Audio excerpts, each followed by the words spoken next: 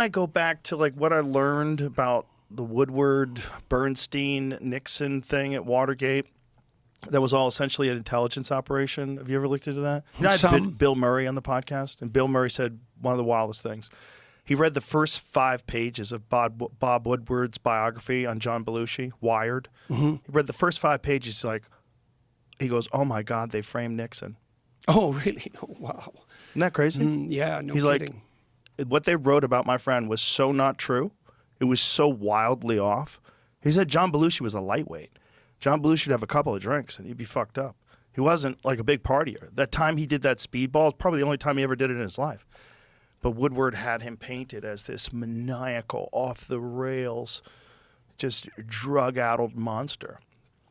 And he knew that to not be true. He was very close to Belushi for a long time.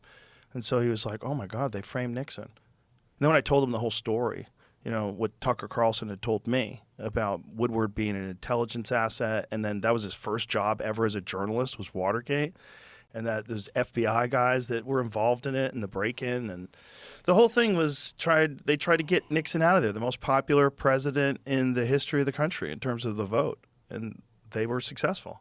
They got him out of there, and it's probably likely because Nixon was very concerned with who killed Kennedy, and he wanted to find out, and he wanted to get that information out, and apparently he had been talking about it. I know who did it, and he was, he didn't want it happening to him, obviously, and he knew it could. If you're a president, a couple of guys ago, just one of the most popular presidents, at least posthumously popular presidents. I know he's very polarizing while he was in office, but was shot in the head in the middle of Dallas.